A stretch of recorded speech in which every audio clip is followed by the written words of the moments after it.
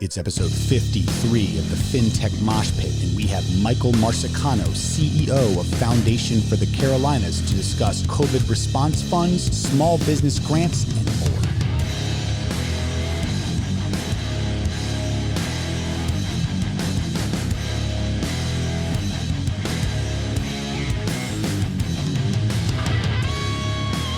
That is right, ladies and gentlemen. It is March 212th, I believe, is the date of 2020 right now. It's episode 53 of the Fintech Moshpit. It is this summer that just won't quite end. But here's a little treat for you right now. Our guest on today's program is none other than Michael Marsicano. He's the CEO of Foundation for the Carolinas, and just man about town. If you don't know him, it's designed that way. Michael, welcome to the program, my friend. Thank you, Tark. I appreciate your invitation. It's a pleasure to join you. Well, it's a real pleasure to have you join us because I've lived in Charlotte since '03. So I'm coming up on a couple years shy of my 2-decade mark. And you have been in that first decade kind of this figure of intrigue and man behind the scenes. And then the second decade, as I got to know you and work with you a little closer, I realized you're involved in some pretty amazing stuff. Perhaps the first place to start is, what is Foundation for the Carolinas, and who are you actually? For all of those who've heard about you, heard about the organization, but maybe aren't exactly sure what all that means. I appreciate that. That's where we'll begin, Tark, because there's not a great elevator speech for Foundation for the Carolinas. If you've received a scholarship from us as a student, you think we're a scholarship organization. If you're a nonprofit and you've received a grant, you think we're a grant-making organization. All of these things we are. If you come to our building, which has this great art collection someone gave us, you think we're a gallery, or maybe you've had a wedding there, you think we're an event space. So you know us by what you've touched, and I appreciate the opportunity to clarify what we are. There are 3 types of foundations in America. They're corporate, you know what they are, Bank of America. There are the family foundations, like the Gates Foundation, which is an iconic family foundation. But the third foundation, which is actually less known around the country, are called community foundations. They're in the IRS tax code, they're public foundations. And what they really are co-op of foundations. It's all sorts of different types of funds. I kind of think of us as a center for philanthropy. If you're a family and want to have your foundation with us, you have it. We help you make grants. If you're a nonprofit, you can hold your endowment with us. If you're a corporation and you want to have a fund with us to help you with your corporate giving, we do that. And so it all rolls up into 3,000 funds. The assets in all those funds total about $2.5 billion. Those funds give out into the community about $250 million a year, and they're often replenished each year by between $300 and $400 million.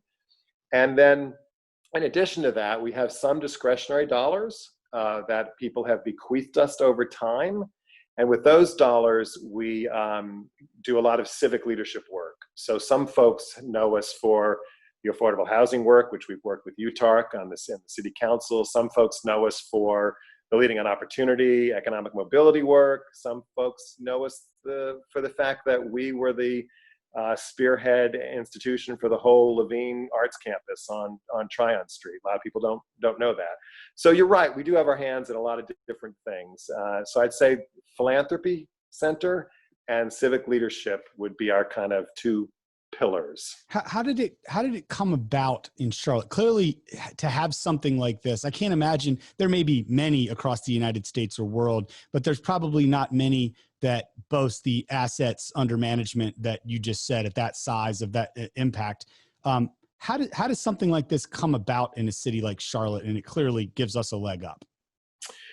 Well, I think we're an extraordinarily generous community, so that's the first leg up.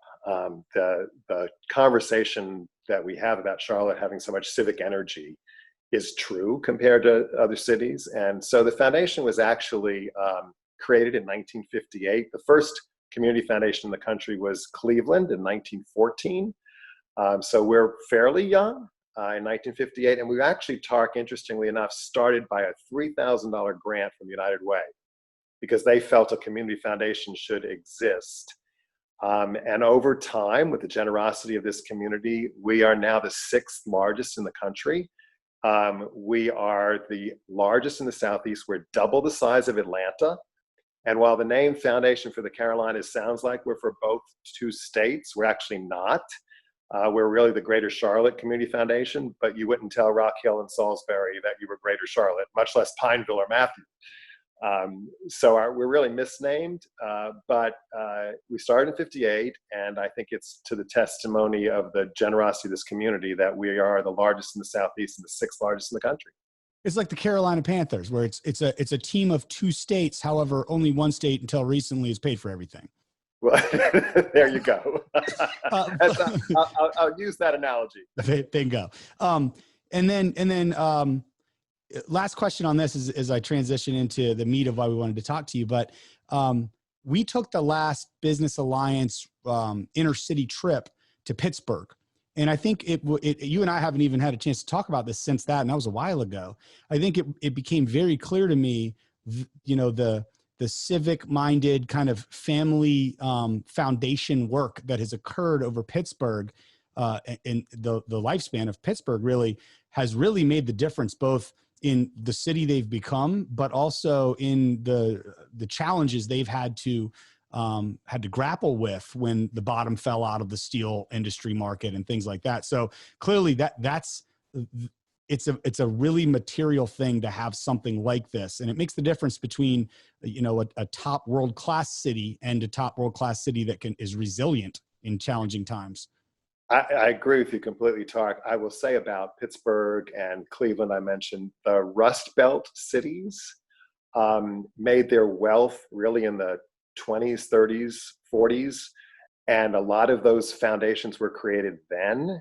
And frankly, they have kept those cities in the game in many ways as they work through being that Rust Belt stage. And Pittsburgh is a perfect example. You've got the Heinz endowments there. You have a lot of large family foundations. And you also have the Pittsburgh Community Foundation, which is a significant player as well. In Charlotte, our family foundations are still fairly nascent. We don't have foundations that have been created, very many, from people having passed away and left their wealth in a foundation. The Spangler Foundation is a great foundation, but that family's still with us, thankfully. And the Levine Foundation, that's still with us. They're still with us, thankfully.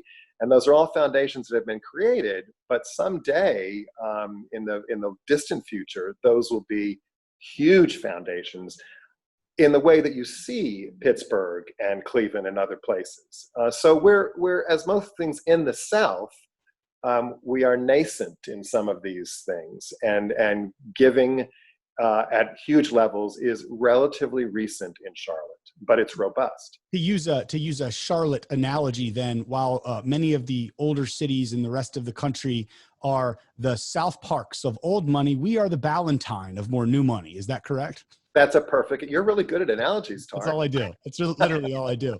So let's transition into some of the more recent work of the foundation and of your partners. Clearly, COVID has been just an unprecedented time of impact. And if you think about that impact in terms of where it's been hardest hit, individuals and the assistance and help they need, small businesses and the assistance and help they need, or larger corporations and either the help they need or the help they want to give and they need help with. You have had your fingers in all of those pies, so to speak, in assisting and being a part of a solution for these unprecedented times to make sure, for our businesses locally, but also nationwide, we have the best odds of recovery, of thriving after this period. Start at that first area, the individual, the COVID response fund. I remember having conversations with you. I mean, literally it felt like the beginning of March, right when this all was happening. It feels like a lifetime ago. Tell us all a little bit about that, but then how that's progressed over the last 4 months. Well, first, I would want your viewers to know that this may not have come to fruition if it hadn't been for your help. Oh, Michael, tell me more. No, my role was about that side. I'm going to tell that story. So on the Friday before you and I talked on a Saturday morning, the United Way and the foundation got together and said, this is going to be a disaster on individuals. People are going to lose their jobs. There's going to be food lines, around the block. There's going to be people not being able to pay utility bills. We're going to need to prepare to do something big. Well, Saturday morning, I get this call from my council member, and he linked me with a very generous man named Doug Lebda, who is the CEO of Lending Tree, who had a similar idea. And he made that connection for the two of us. And after a weekend of talking it through with Doug and with Tark, we were before City Council. A few days after that, the City Council matched his $1 million gift by $1 million. And now, several weeks or a few months later, we're approaching 20 million. And so that's an example of the generosity. And the only other community that I know that's reached that height in a fund like this is Seattle, which of course has a lot of high-tech wealth money. But their community has come up, their foundation is about at 20 million as well. So now the question has been, as the money's been so generous, what do we need? Where is the greatest amount of need? And we put together a citizen volunteer grants committee that's very representative of the community, Republican, Democrats, Black, white, grassroots, corporate, to be able to review the applications that would come in. And we decided that three things: that citizens were in dire circumstances, that they were seeking greater help from the nonprofits. So yes, we have food banks, but now the food banks were having huge lines. The problem, though, was that the nonprofits were suffering from the COVID experience and had to work from home. And in the case of, let's take a food bank depends on volunteers to deliver food. Well, the volunteers didn't want to deliver food in case they got COVID. So a lot of these nonprofits had to completely retool how they went about doing things.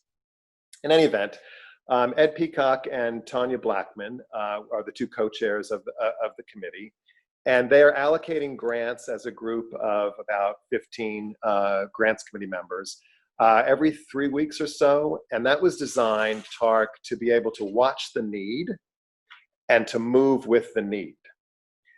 So for instance, March to May, we were looking at food, shelter, and emergency financial assistance.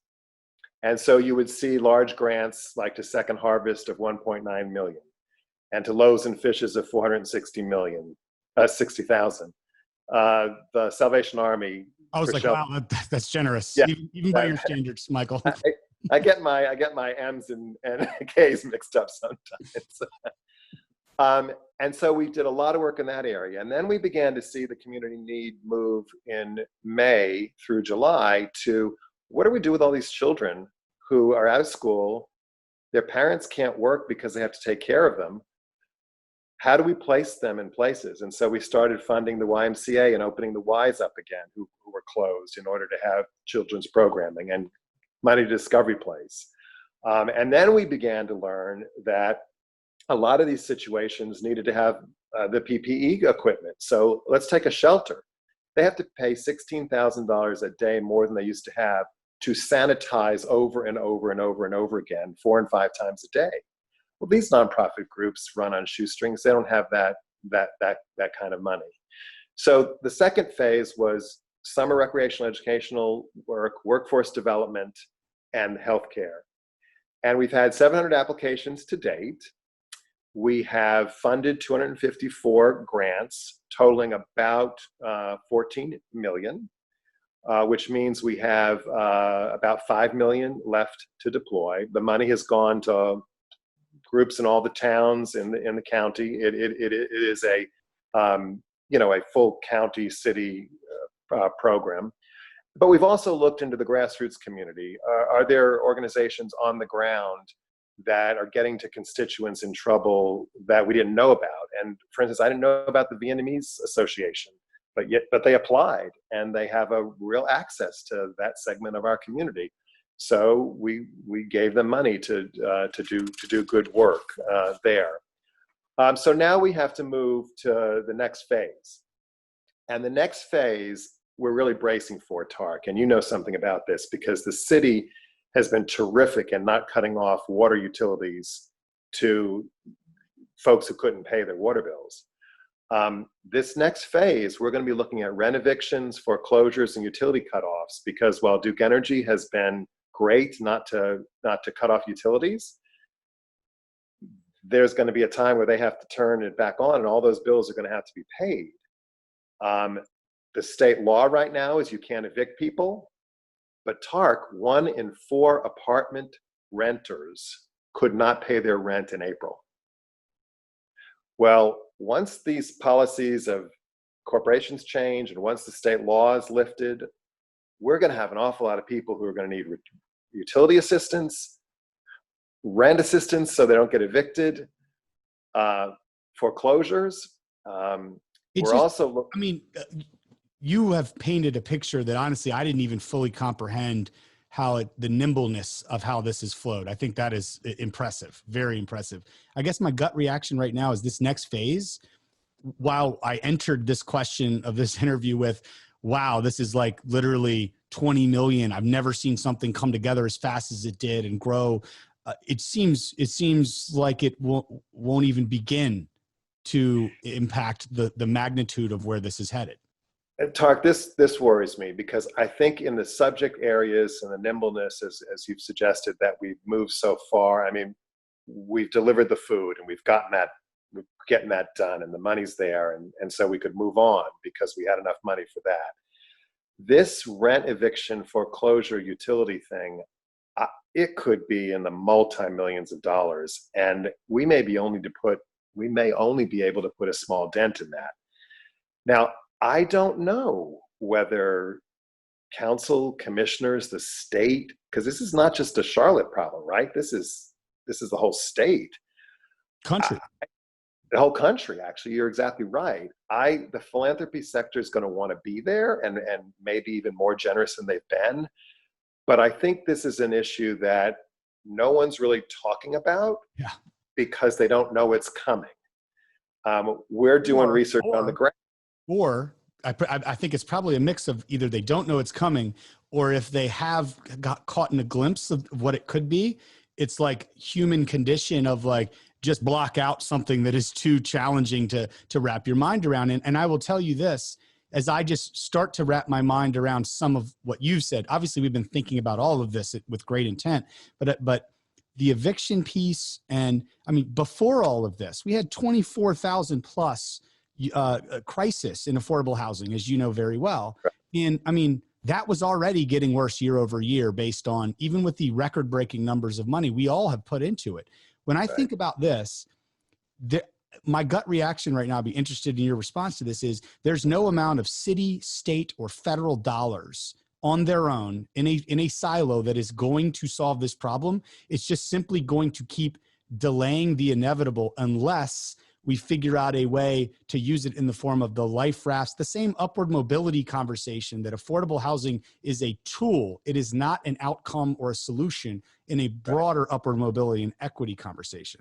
Tark, you're right on. This 20 million, and 20 million sounds like a lot of money, but to be truthful and to be honest with everybody, it is a Band-Aid. It is a Band-Aid. It's a COVID Band-Aid. And we're doing the best we can, but the longer term, bigger term issues that existed before COVID are only going to be exacerbated by COVID. And so I don't have the answers. I've got a good grasp of the problem, but we got a long road. So let's transition to the second area where you guys are working. And I think it's a perfect transition because I've been of the mindset, and I'd be interested to know if you agree, you worked through the 07-08 crisis here in Charlotte as well. And you, at that time, had been a member of the team of architects who put together arguably Charlotte's largest and most impactful response fund, similar to this, in history. And I think this one has now probably superseded that at this point. But that experience you had then, both during that time, but also the longer term and now being able to look back, My view as well, sitting in, Wachovia at that time and then Wells Fargo, was that the difference is the engine stalled of the car, the financial system, right? And we put countrywide, billions, if not trillions of dollars into it. And we jump-started. The underlying economy, the fuel, was actually relatively unscathed. It's the exact opposite now, where the engine is relatively working well. It's the fuel of the economy that has now stalled the car out. And jump-starting that car when the fuel, in my opinion, is workforce and small business primarily. I mean, it's unprecedented to even think of it. So I would transition from the last one of helping individuals through this time, and the point we kind of arrived at of the problem statement that is well understood is, us saying, oh, well, we'll save you for another month from eviction is just going to buy another month. How are we going to help them, thinking of them as workforce? I think that has to be a part of that solution. But then onto your second topic, the small business grants program, the small businesses need to make it out and through this. There are over 10,000 businesses in the city of Charlotte alone with 25 or less employees. And it's been predicted that over 20% of them may never open their doors again after this. Queen City Q, one of them. Elizabeth has had a few casualties, on and on. So tell everyone a little bit about this grant program and your involvement in it. Okay, thank you, Tark. And you are right to make the comparison between 2008 and today, because in 2008, and by the way, that relief program was only 6 million, and we've raised 20 this time. That program was also helping individuals, but businesses were not going out of business. People were laid off, but the business wasn't necessarily going out of business. What we're facing now is very different, because as you know, ultimately people were hired back once we got through that. Well, there may not be businesses to hire people back in this particular time frame. So you're right to make the very stark comparison between the two. Well, the small business grants program, to try to help keep businesses afloat, has its roots in the CARES Act. And of course, what's been widely publicized has been the PPP, right? The federal money that went through the banks mostly to help businesses that are larger than small business survive through it. But then there was money distributed to cities, and 30 million was given to the city council. And they decided that they wanted to try to help the small businesses, many of which didn't have the sophistication or frankly, the loaning relationships with the banks that it took to get through PPP. And that they wanted to give grants to small businesses. And we got into a conversation, and in the end, the city has contracted the foundation to do the grant making. And the grant making is being bucketed into two pots. One are what we're calling micro business grants. So for instance, for 5 employees or less, once we verify that you are a bona fide business, because we got to be careful on any of these things about fraud, right? We got to make sure it's getting to the people who really are the businesses. So we have all sorts of measures to assure that in the grants process. They can get $10,000, which isn't a lot, but for a nail salon, or a guy who's running a gym or a gal who's running a gym, that's can be a lot of money. Or and somebody who's even more so, like the people I think that a lot of people don't think about as a small business. It could be somebody who rents a single stall at a salon. You know what I mean? And they have to pay. I mean, $10,000, while in a lot of our minds is like, what is that going to last? Like 30 minutes? For some of them, it could really be a difference maker. It could absolutely be a difference maker. I think your point is, how long will it last? But it can give a pretty good run to try to figure out the longer term. Likewise, the group of 5 employees to 25 employees who can get up to $25,000. And I think the city council, you folks were really wise about this. You said, look, let's not have double dipping, at least at first. If a business got a PPP, at least for the moment, they've got some resources. but there's an awful lot of small businesses that didn't. And so right now, if you got a PPP, you're not eligible for this grants program. Now, we may come back to that if the need isn't as great as you and I both think it is in the small business area. We may decide that there are small businesses who got PPP but could still use some more funds. But right now, it's targeted to the folks that haven't gotten PPP. And so far, we've had a lot of education to do. We've opened up the Ys. We're using the furloughed Ys employees to help us out with this.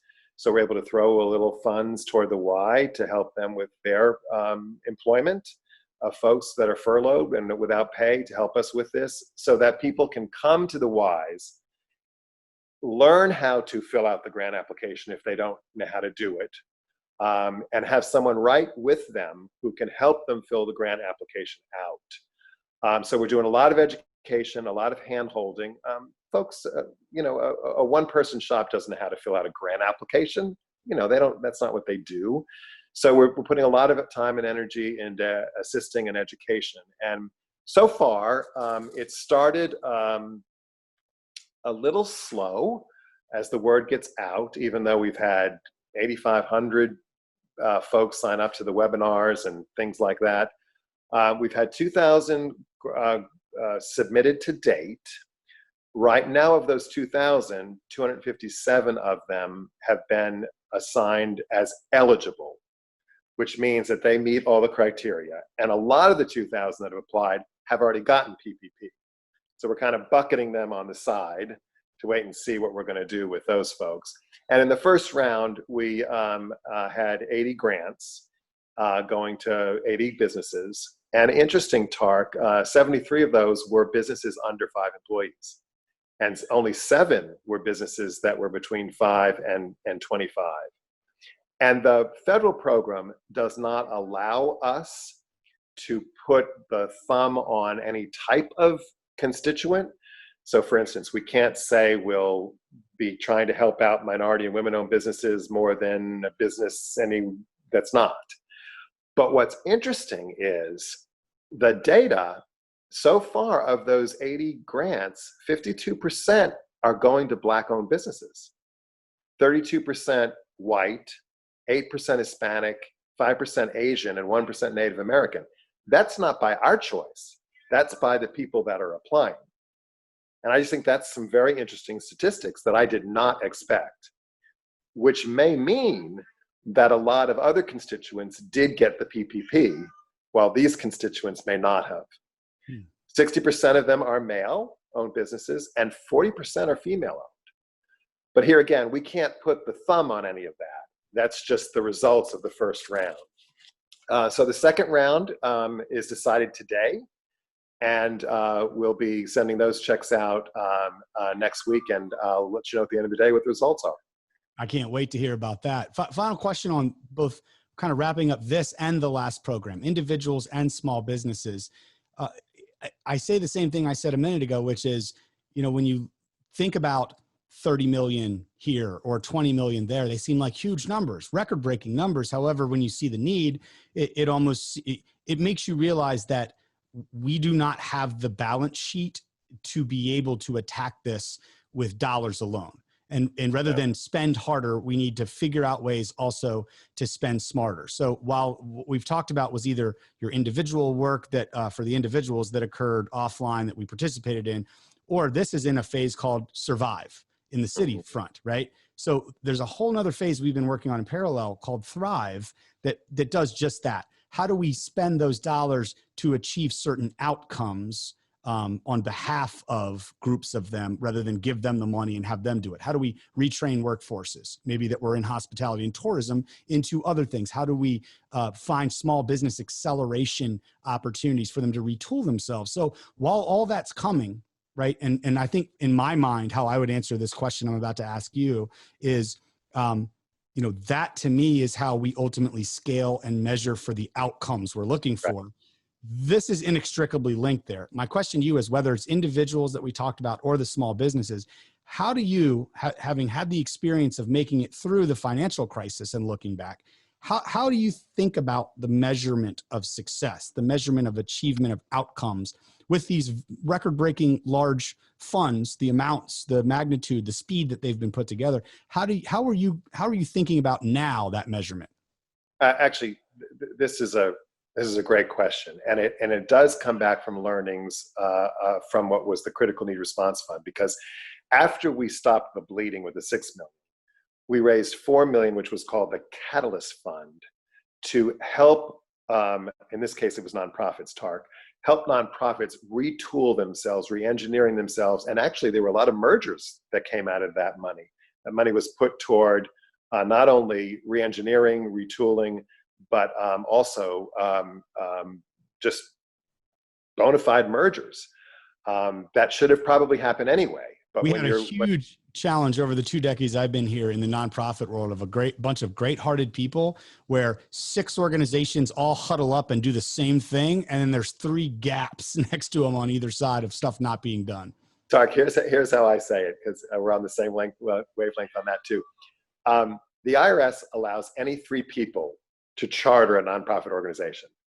And with the Civic Energy in Charlotte, all 3 people charter a nonprofit organization. So there is a lot of duplication of service, and that is in a tragedy, that's actually a positive byproduct, where you can stimulate mergers that wouldn't normally take place because money gets tight, and you can bring people to the table to collaborate more because money's tight. The United Way will tell you that the human services were never more collaborative and never more coordinated than in the Critical Need Response Fund, because they had to be. By human nature, we're not very good at this. But to your point about Thrive, the city does have another pool of money that they're looking to attack this very longer term issue.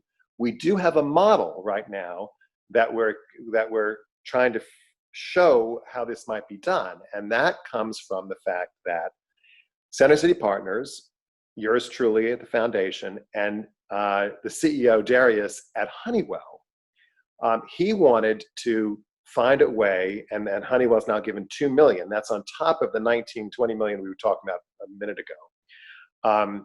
He wanted to fund businesses for the innovation and the re-engineering and the retooling that needs to be done for sustainability.